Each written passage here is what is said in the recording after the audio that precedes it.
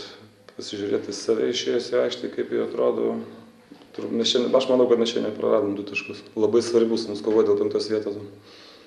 Mėgstu sakyti, futbolas nėra pats teisingiausias žaidimas.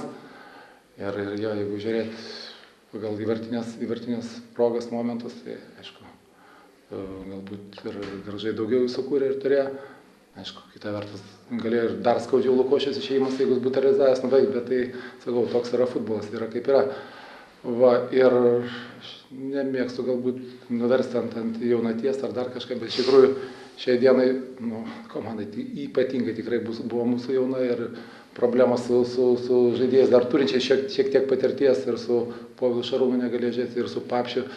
Ir ne visi dar atsistatė, taip kad kai vyriausiam žaidėjui 22-23 metai ir aš galvoju, kad žaidėjom buvo gera mokykla. Pradėjom gal ir visai neblogai ir aktyviai pakankamai, paskui, aišku, matyti Gražų komanda, aišku, jam pakanka to meistriškumo ir perėmė iniciatyvą ryškiai, šiek tiek ir sėkmės ir galbūt ir jos irgi mums nepritruko šiai dienai, bet yra kaip yra, galbūt galėjom buvo momentėlės, kad ir nubaus, bet čia jau būtų galbūt per daug Gražų komandai, per daug skaudžiai.